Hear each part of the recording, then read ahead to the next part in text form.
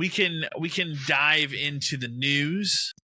I for fun this time, because it's such a big event, it just happened. I moved up the top. We're gonna do it by top stories. There you go. So the top story is going to be, obviously, the Game Awards just happened.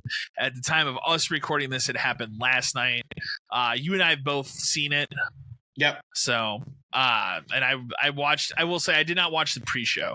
So I did watch that. That was one thing. I watched all of it, but I did watch it after the fact. Yeah, I watched it live, but the pre-show, I forgot they do that, and then I went to sit down to eat dinner.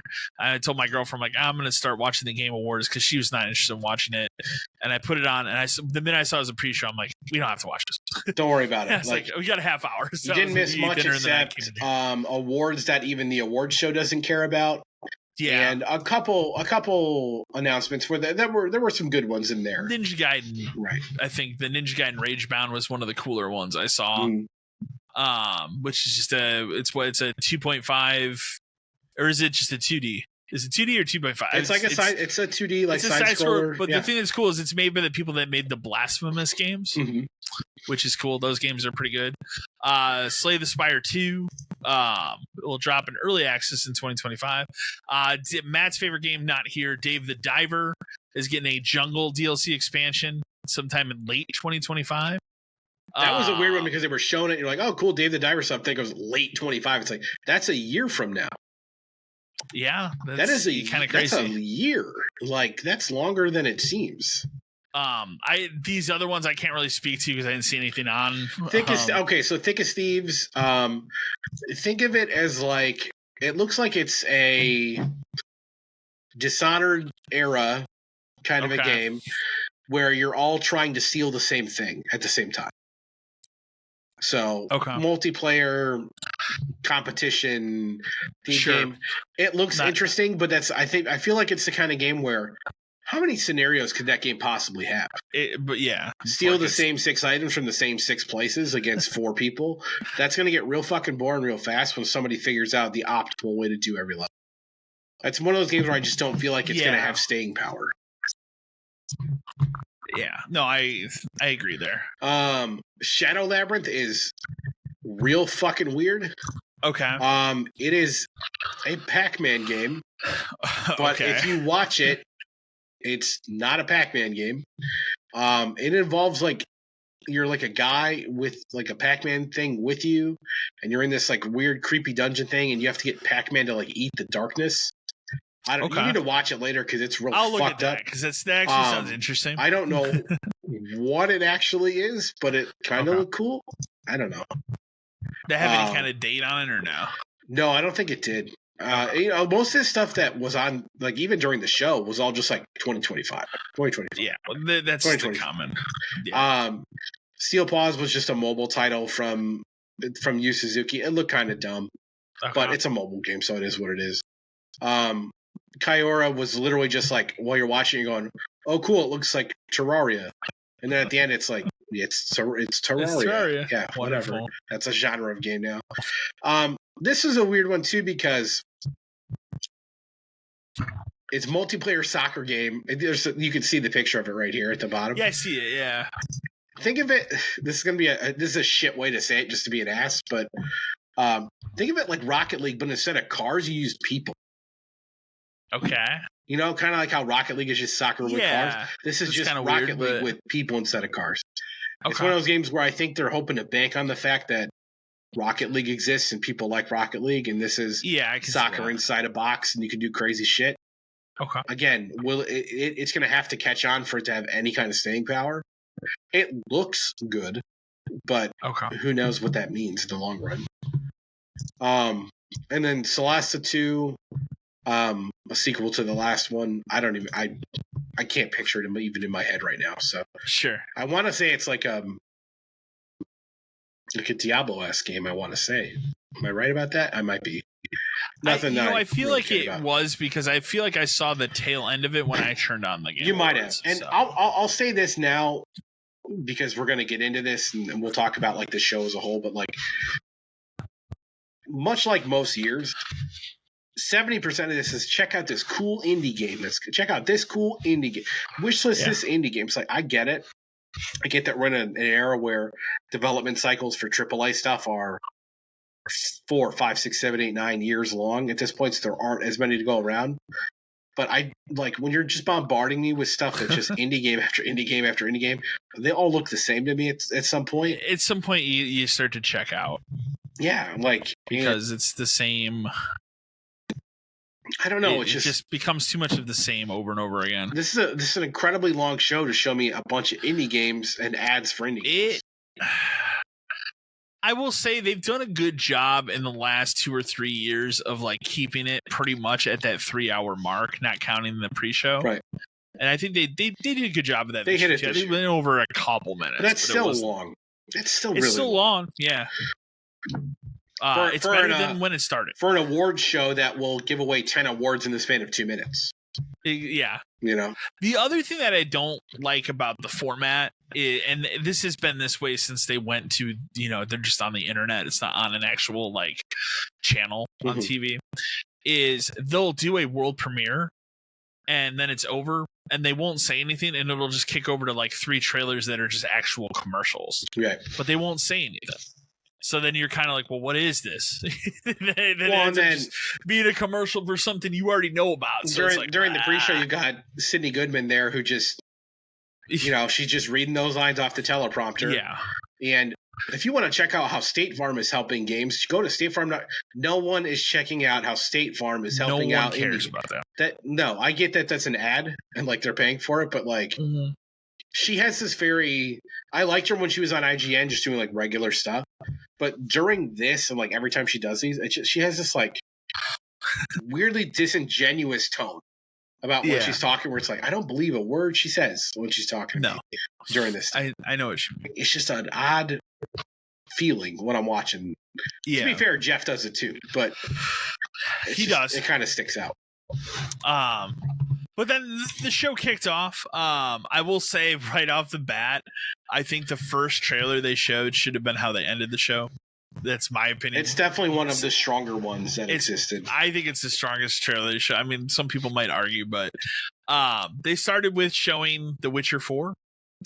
Which I will say they did preface several times at the beginning. This is a far away game. It's not coming out next year. I don't think there was a date attached to it. No, well, because Project Red doesn't do that until it's close, and we know their history. And Cyberpunk taught them a big lesson about that. It did, and I mean, so there is controversy around this game, and I'll go into that later. But I will say, for me, I was happy with the trailer. It's the natural progression of where the story was going to go. You were always going to play as Ciri in the next Witcher game, and that's what they're doing. There are some lore. There are some questionable things with the lore in the trailer that has some fans upset. Why don't you give them a couple years to get it sorted out and explain it to you? It's also a game that's, I would argue, is probably at least 4 to 6 years away, if I were to bet. They're going to take their time. I don't think this is a game you might be able to play a version of it on PS5, but I don't think it will be built for PS5. Right. But for me, this was the strongest trailer they had, and I thought it was a great way to open the show. I would have held this for the end, but that's me. There's a reason this one wasn't the end, but yes, I get what there's a major reason why, which we'll get to. But then they went right from this into another. I guess it was kind of a shocker for some people. I don't think anybody saw this coming.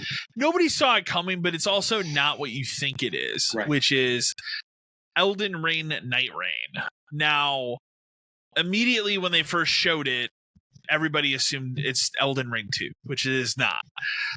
Looking into the game further, because I looked into it after, and I think a lot of people are not paying attention to what this game is.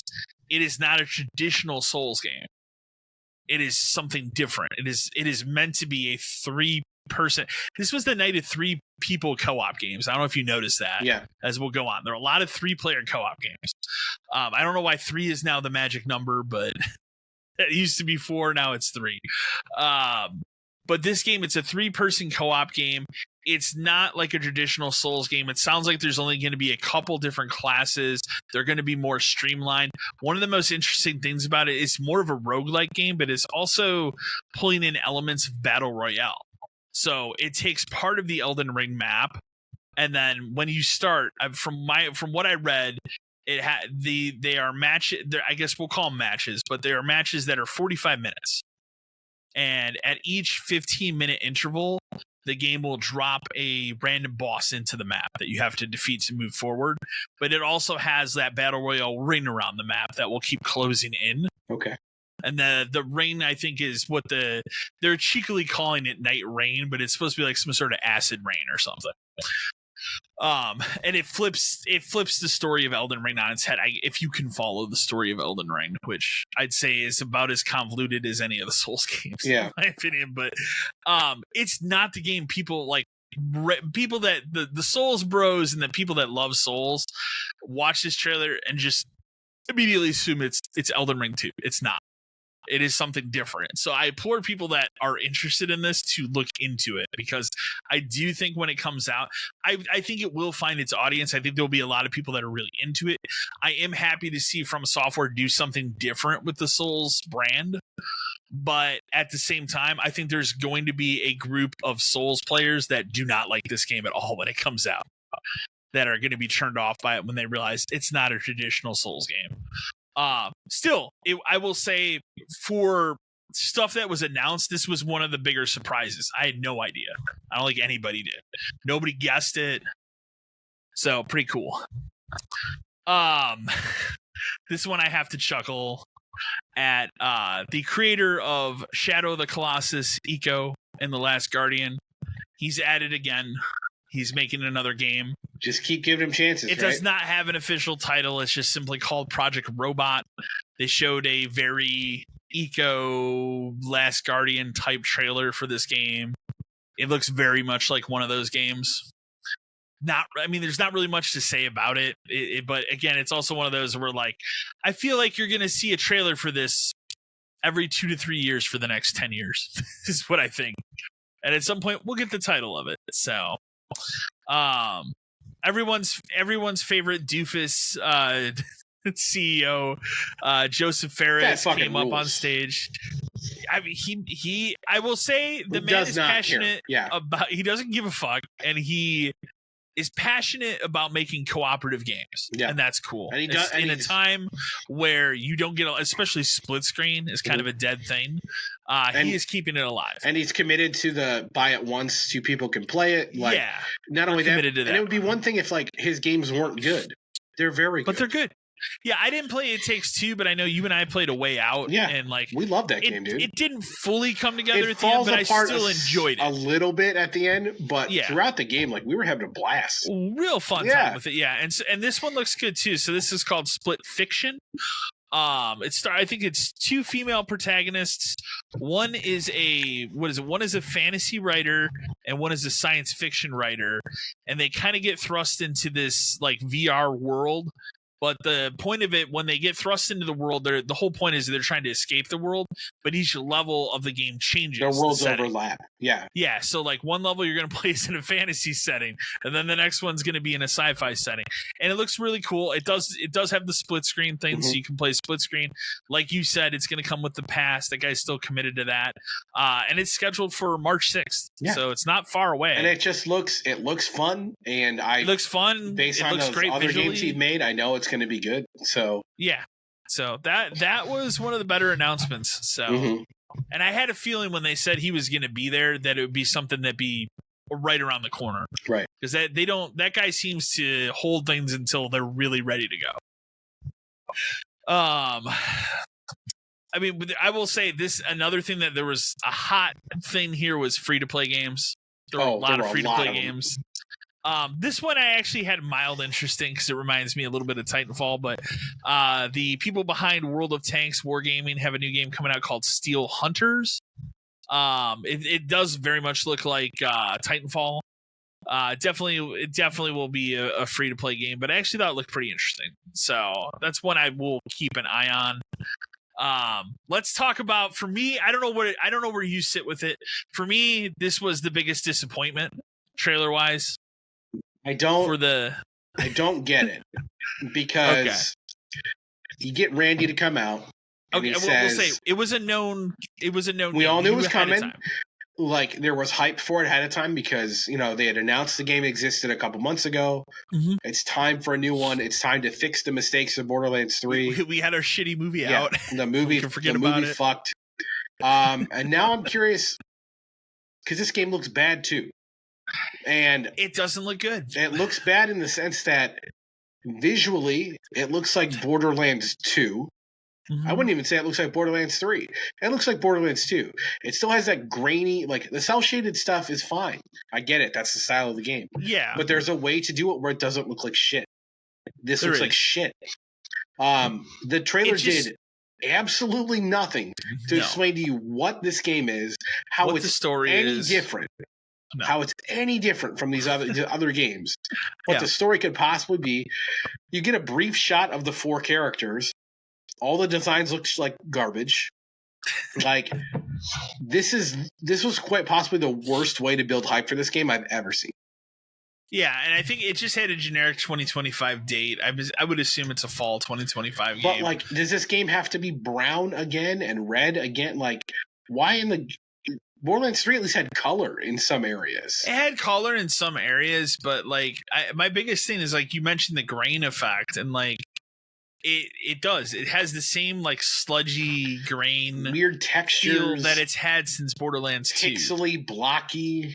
It like that was the first thing I said when they started playing the trailer to my buddy was like, it just looks like the same Borderlands game we've always gotten. Right. It doesn't look any different. It doesn't look like it's pushing any new ground.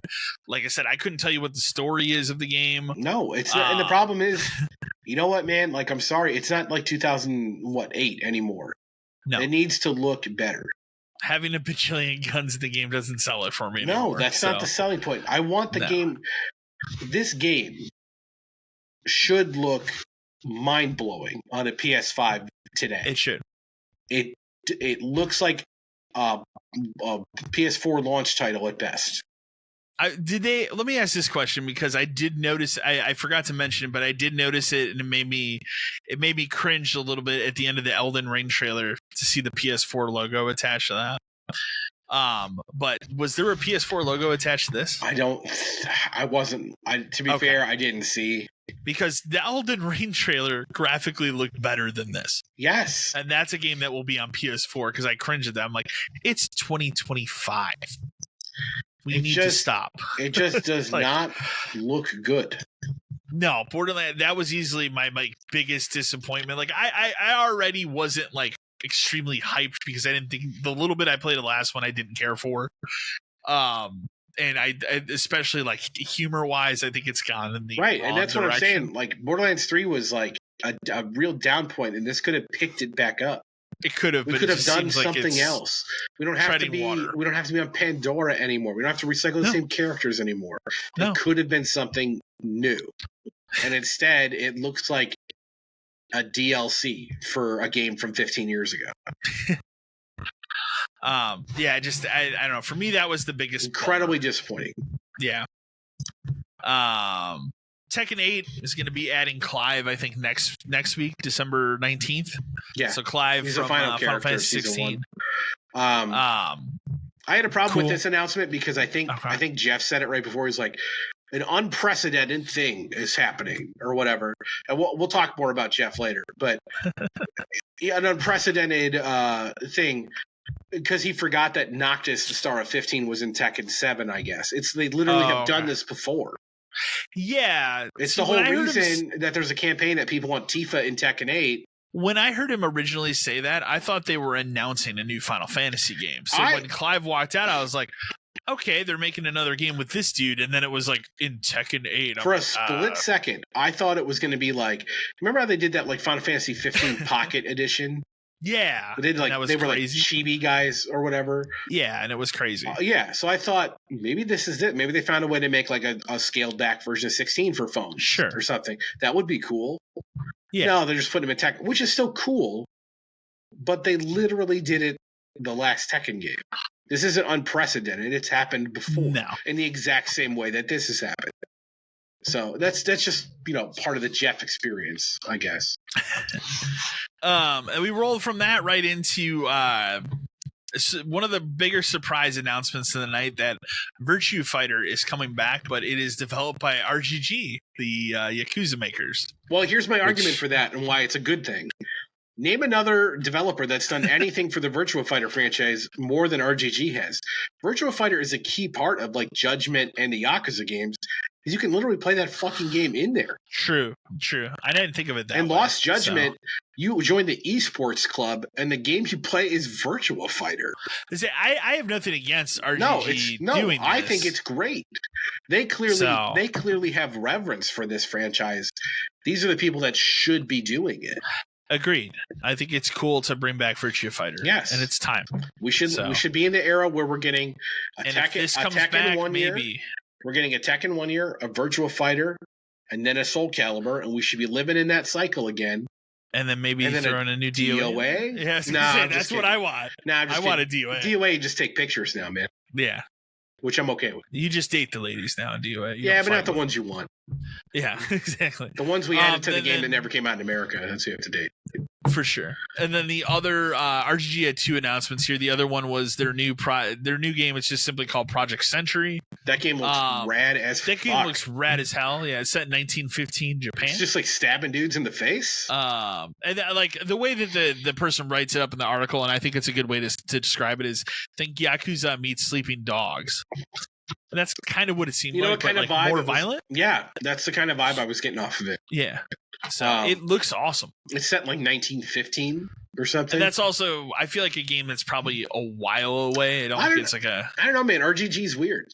They're crazy. They got a pirate game coming out soon. Yeah, man. I was gonna say I'm surprised that was not here, but I mean that's we've seen a lot of it, and it's coming out in a couple months. Yeah. So, one of my favorite announcements of the night. I don't know if the game will be good. But I joked a couple years ago when this came up on the screen because I thought that's what it was, and it ended up being something else. I played the same joke to my friend this year, but it turned out to be a new Turok. Crazy. So Turok is returning with Turok Origins, made by Saber Interactive, who I believe made the 2008 one too. I'm pretty sure. Oh, they might have. Which is kind of crazy. It's been since 2008 since we got a new Turok. There were obviously Night Dive Studios have done those like amazing remakes of 1, 2, and 3, but this is also returning as I guess it's a multiplayer. When I say multiplayer, I think cooperative, but it's a 3-player third-person shooter. I don't know. I'm just happy that for some reason in 2024 I'm getting a new Turok game. So weird. So. And that leads into one of the other big surprises and probably one of my favorite announcements of the show. Because I will say right now, spoiler, but there was no Resident Evil here. But I didn't walk away disappointed because instead I got something that I've wanted for a while. I thought last year I called they were making this, and it ended up being, I think, Rise of the Ronin. But this turned out to be true this year. We are getting a new Onimusha Way of the Sword. That's crazy. It looks awesome. It'll be the first new Onimusha since 2006. Since the PS3. Yeah. It clearly is running on the re-engine, and I think, again, this is a perfect way to use the re-engine because we've learned, like, open world doesn't really work well for the re-engine. So with Dragon's Dogma, like it works, but not as good as you would want it to, because that game still, even on a PS5 Pro, has problems. And I don't know if you've seen any of the recent footage of Monster Hunter Wilds. That also runs on the re-engine and looks kind of rough. It does look a little bit rough, yes. Where I'm like, maybe we shouldn't be using that engine for this, because I don't think that was a problem with Worlds. So, because you and I played that and that ran fine.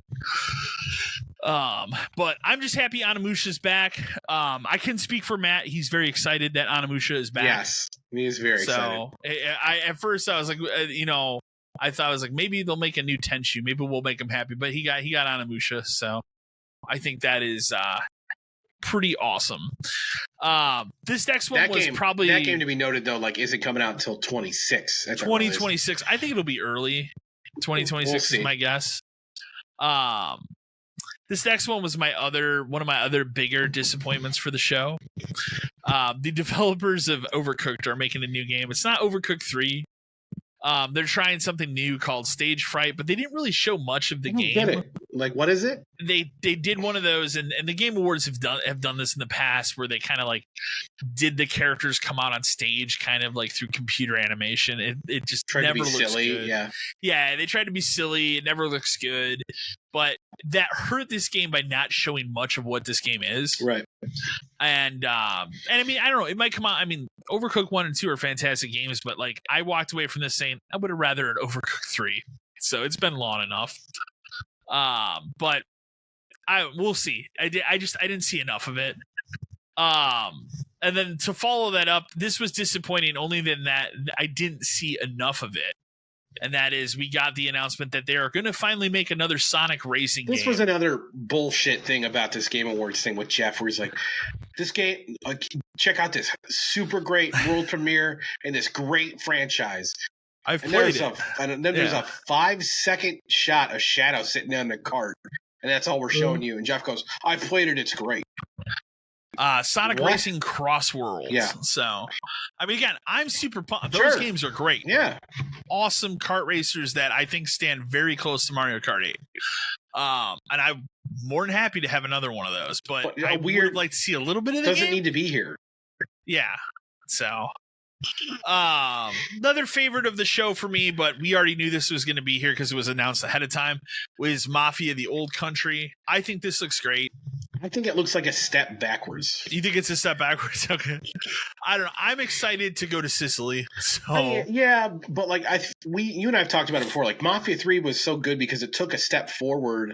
It took a step into forward and something had new. a really interesting protagonist. The problem with that game is the opening and like the first couple hours of it, fantastic. Great game. It falls off it does. and becomes too much of the same. It becomes boring after a while. And that's my fear for this too. Right. Is like they could fall that trap. That's why I feel like it's going backwards because it's obviously a prequel. But, sure, but at least with like Mafia 3, we were set in what, like the 60s or the 70s? 68, I think, or something like that. And like the cars and like the setting music. And all of it was so good. And like you said, the protagonist was great. This one, like, I'm excited for like the mafia aspect of it and like the family, but I have a feeling that going backwards again, back to 19 whatever again, is going to take away from the stuff that would make a game like that fun. We'll see. I don't know. It looked great visually, I thought. So it does look good. Like the scene looked really good, but it just felt like they said summer. I'm thinking August was my guess. Yeah. That's usually, from my remembering past ones, that's typically when those games got to be out before GTA, right? I mean, we can talk about GTA, but I don't think that hits in 2025. Not anymore. I don't think it hit. Did you see? I'll briefly. Have you ever seen those TikTok, Instagram videos of like the bullshit ones? Because I've been laughing about these with Matt. They're like, I'm a time traveler and I came from blah blah blah, and then they'll be like, these events will happen in 2025. And one of them that I saw recently is like, someone asked me, when does GTA 6 finally come out? And the guy's response was spring 2027. And I laughed and said, I actually believe that. So it's like one of the only ones I'm like, I can see that happening though. So but yeah, I would tell you, I don't think Mafia, it does have to come out before GTA. It has to. I don't think it coming out in August has any problem. No, I know. I'm just saying it better come out before GTA or it's dead. It's dead. No, I agree with that.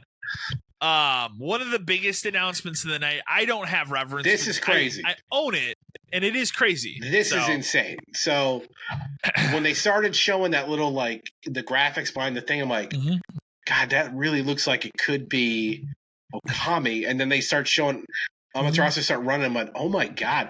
And I was like, is this just like a remaster? Because, you know, they kind of did that back then. And and I haven't sealed. No, I was like, so they did that already. So that, like, maybe, you know, update. And I'm just like, and it comes up, says Okami sequel. And I'm like, oh my God. I cannot believe this is why I told you before, like, I felt like I was watching the Game Awards from like 2007 because we've got an Okami sequel. We've got another Onimusha game. A Turok game is here. Yeah. You know, an early set Mafia game. Like, it felt like this was everything from 15 years ago is back. Yeah, exactly. But in a good way, because Okami is a super good Zelda-like Yeah, I've always wanted to play it. It's very good. When it originally came out, I never played it, and then when they did that remaster, I guess we'll call it. Yeah. I own it. It's still sealed, and this made me think I should open that, maybe play that. It's good. I bought it for PS2 like the day it came out, and I went home, played it, and I thought it was one of the most like visually interesting, but also like gameplay interesting games I'd played in a while. Especially for a PS2. I don't know anybody who's played it that doesn't like it. Yeah, it's just that's cool. the thing. It just has tons of style, and it's fun, and it's a fun to play like adventure game. I do laugh that the new studio that's making it is just called Clovers as opposed to Clover, which is what it used to be, but it's funny. Yeah, they're having fun. It's wild that we're getting, and it is important to note that it's the original creator is coming back. That's why that's what is amazing about it. Yeah. You know, I'm guessing this game is probably a couple years away. But I'm immediately something I'm looking forward to, because like if it looked good on PS2 with like the art style and stuff, yeah, right. This is going to be crazy good.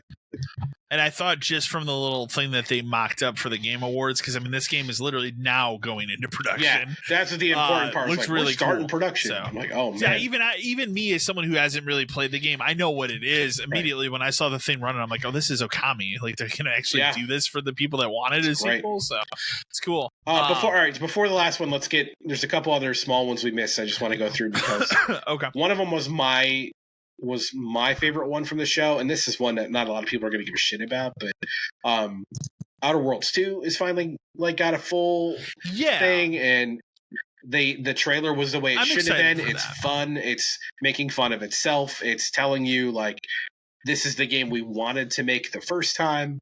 I love the first game. I think it's really good. If you're a Fallout person at all and you have not played it, you are missing out on a Fallout game. Yeah. It's definitely like a New Vegas game.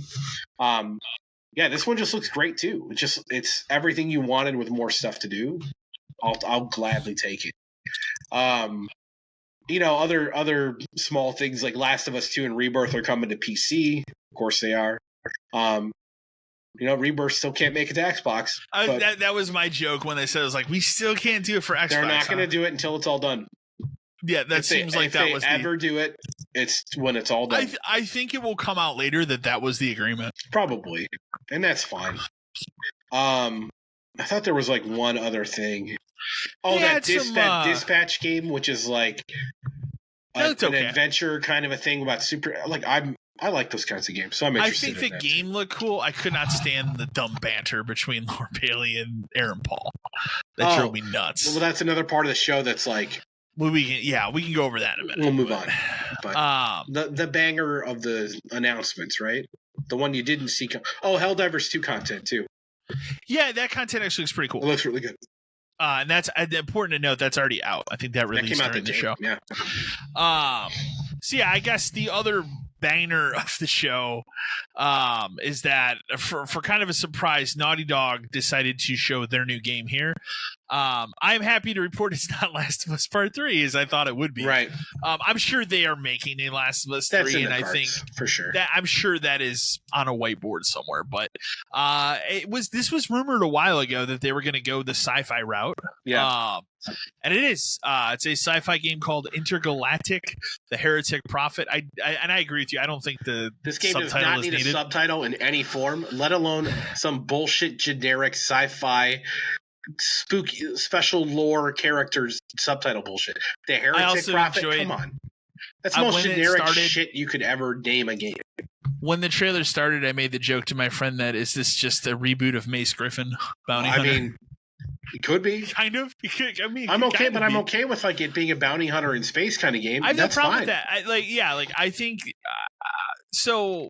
I'm happy it's super colorful visually. It looks very good. I'm always happy for something new in space because that of settings for me it's either space or fantasy. And you and I were talking about like I love the fact that it's a Porsche ship and they've got a Sony audio player. I don't get. I saw people complain about that. I don't care. It's fun. I think that's awesome. It's fun for the game. I have seen banter back and forth about how the main character looks online. We've seen one trailer, right? Like, I have no clue. I don't know anything about this character to justify having really a feeling or an opinion of the character. No. So it's one trailer that is 3 minutes long. Yeah. So I'm not going to really speak to that. Whereas, and I alluded to in the beginning, as far as The Witcher goes, and this is where I'll make my comments on that, is like, I have seen people complain two things about The Witcher. One, they're complaining that it messes with the lore, which, like, yes, it does in certain aspects, but that's a game that's 5 to 6 years away. Guess what? They wrote the lore, and they can rewrite it in the middle of the game. They work with that author, right? So yeah, so like if they want to rewrite it, they can. But the argument that I do see that I cannot entertain, and I think it's just absolutely silly. Much like I think there is the extreme woke side of things, there's also the extreme anti-woke side of things. And I think this is where people are getting silly, which is the idea of, they're just sidestepping Geralt to put a woman in charge. This was always the plan for this game. The whole point of The Witcher 3 was setting up Ciri to be the next Witcher.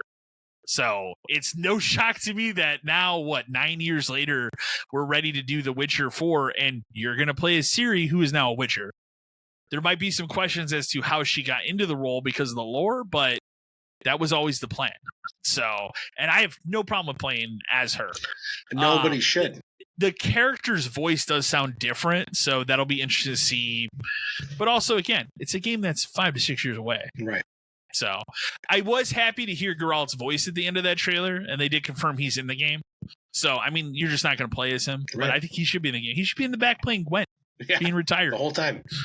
He's going to be like that other mentor guy you had in 3. I can't think of his name, but he's just going to be that character, and that's fine.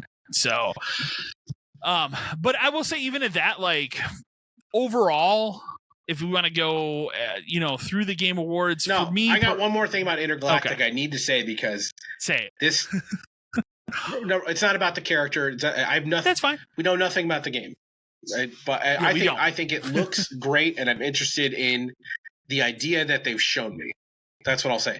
Mm-hmm. But if you're going to tell me that you're going to name a game Intergalactic, and it's in space, and she's going to put a CD on to fly her ship into this thing, and you don't put on Intergalactic by the fucking Beastie Boys. There you go.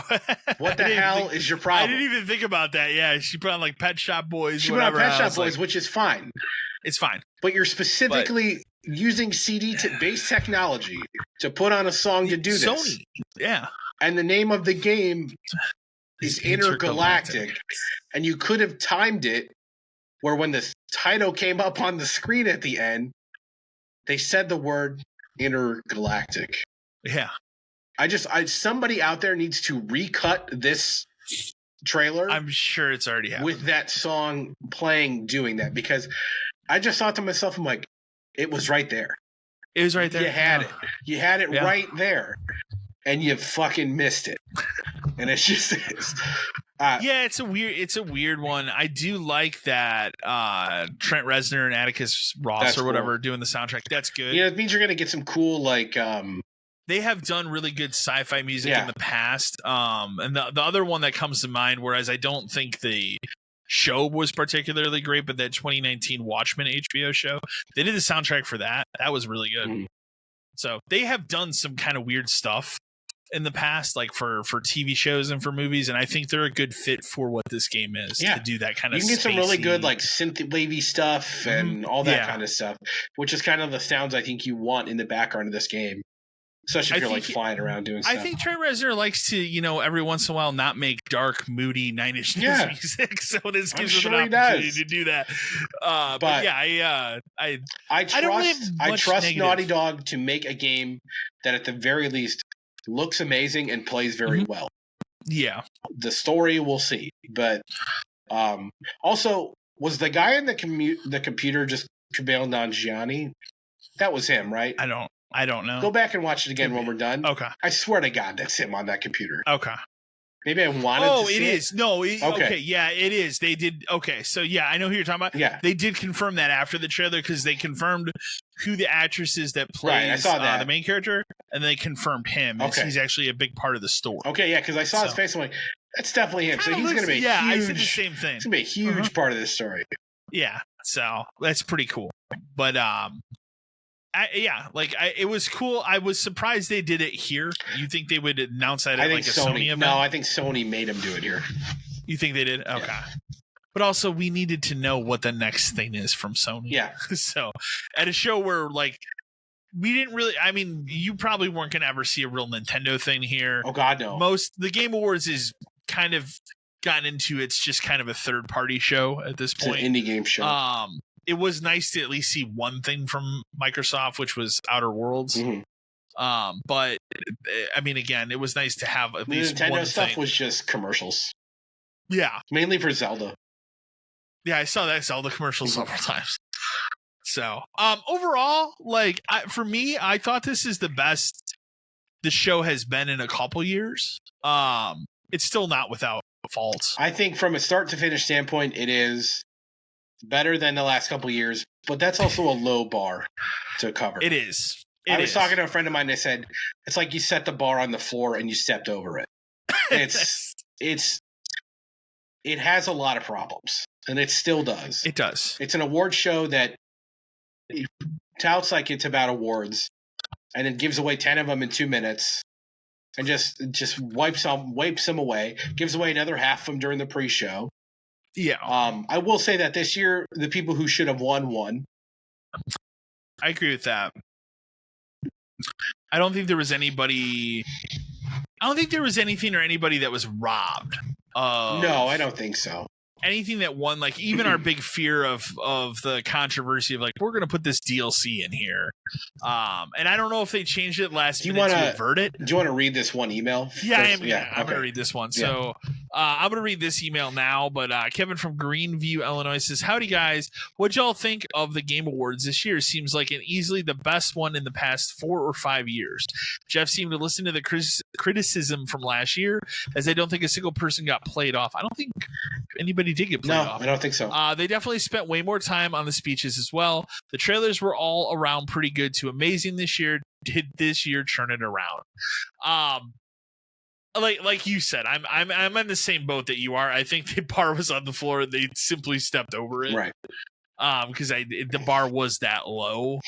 Especially last year was a real slog. I still have a problem with the fact that he just seems disingenuous when he says it. Like, everything that comes out of his mouth is hype, hype, hype. Video games are the greatest thing that's ever happened.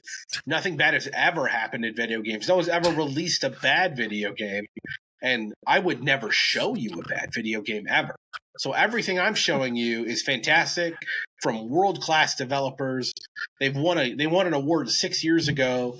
And it's just like, I get it, man. There were multiple times during this show, and the Okami thing is perfect, where like it looked like he was going to cry. Okami, I'll give him the Okami one, whatever, because it's a big deal for the people that care. But sure. like, that was the one where I'm like, all right, Jeff, you can have your single tier here. But yeah, but there were multiple times where it looked like he was going to cry. And I get that you're passionate, and I get that you're the reason these awards exist, and I get that you're a big reason games journalism exists. But not everything is fucking perfect, and he acts like it is. He at least had like the self-check this year where they brought the fucking Muppets in to do some jokes. Which the jokes were kind of harsh at times. Jokes were good. The Kojima thing was fantastic because Kojima clearly has no fucking clue what's happening. But he actually looked kind of put down at the one joke. I'm sure Jeff vehemently apologized to him when it was over. Got down, bowed to him.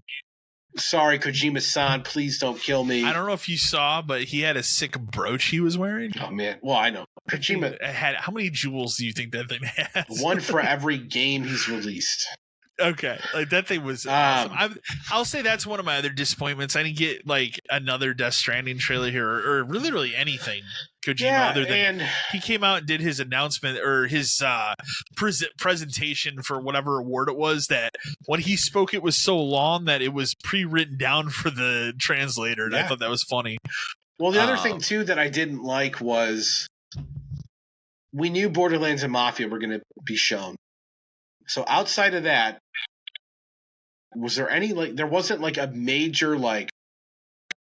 bang aside from Intergalactic? You could tell me Onimusha and Turok, but those we're bringing a dead franchise. I think back. The Witcher 4 is a big enough one because I wouldn't have expected to see it yet. Right. Especially, I mean, we know that they're done working on Cyberpunk, but I feel like we just got over that. That literally just got over it, not a couple weeks ago, maybe.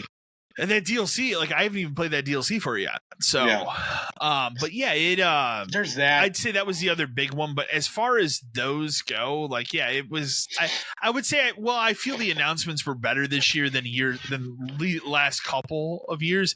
It still suffers from that same problem of a lot of indie games, a lot of we're missing. It feels like it's missing something. Yeah. How many times did he have to remind you that it was the 10th anniversary? He said it every chance he could.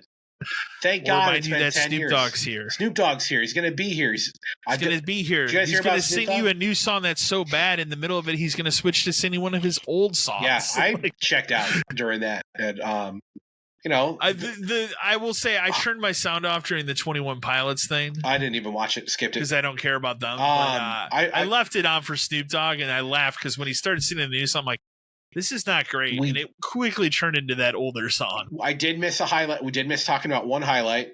Okay. The orchestra playing the medley thing. Always great. Always great. Your fucking guy was back, dude. The guy with the multi-instruments who's so fucking into it. Yeah. God, and he was into it this year. He was amped this year. Yeah. He was the real winner. He's the real winner every year. He plays 10 instruments. He's standing up. He's dancing during it. Yeah. That dude is great. His hair. Fuck, that guy rules. I kind of forgot about that too. And I laughed because they would always cut to him whenever he was playing a new instrument. And then they would cut to somebody who's maybe 6 seats down from him. And they're always just looking directly at him while they're playing their violin or whatever, because they could see that guy going ape shit in the corner. The guy rules. Yeah, no, but yeah, like I said, overall, I think it was better than it's been in the last couple of years. But again, the bar is already so low. Yeah, it's still too long. For an award show that has to cram 3 or 4 awards in 2 minutes to show the next 6 trailers, right? I feel like we could cut this to 2 hours. A lot of commercials, or cut it to 3 with the pre-show. Cut out a half hour. We don't need that half hour. Or if you're going to do the pre-show, don't show reveals in there. That should be for indie games that are already out. That is Sizzle the time reels for her to talk about State Farm and all the sponsors that are making this show possible. Yeah, that's what that's for. Yeah, it's not for giving away. Well, they were giving away important awards during the pre-show, best family game and stuff. It's that's an important game, and of course it was Astrobot, so those guys had to take awards from up here. They had to take it from down here. But those guys, hell yeah, man. Astrobot cleaned house, but it deserved to. It won what it should have won. It was nice to see Metaphor win a couple things. It was. That is the one Black Friday game I did not get because I can go a little cheaper by the time I'm ready to play it, but I really want to. What else won? Final Fantasy won the music, which it should, because the music in that game is incredible. Yeah, I agreed with that too, actually. When didn't need to win anything else, but music for sure, God, that game goes so hard on music.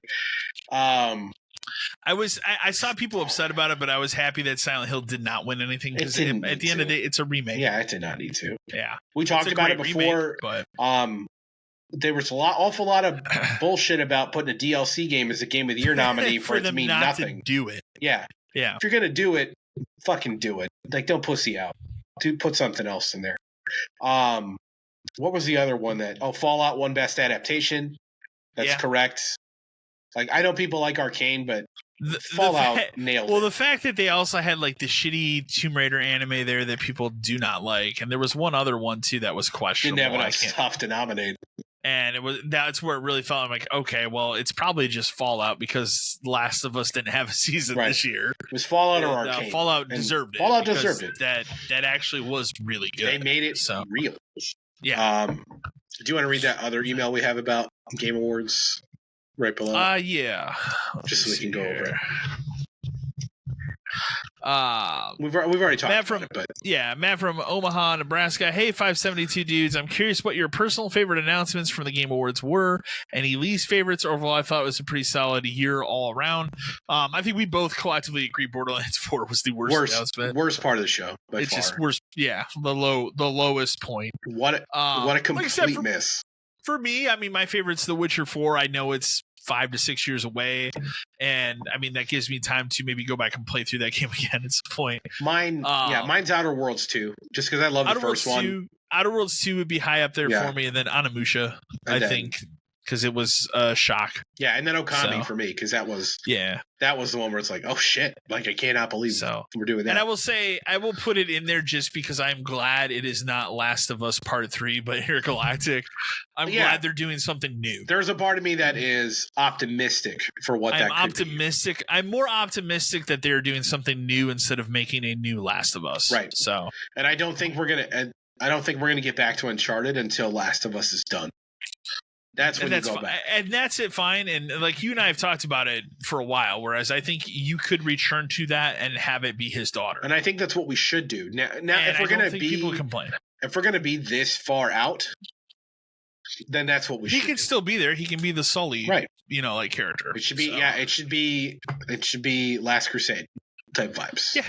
And I don't think there's a single person who complain about that. Nope. So we'd all love it. But yeah, that kind of caps the Game Awards. Like I said, not a terrible year for the Game Awards. Hopefully they can keep maybe an upward trend from walking over the bar this year.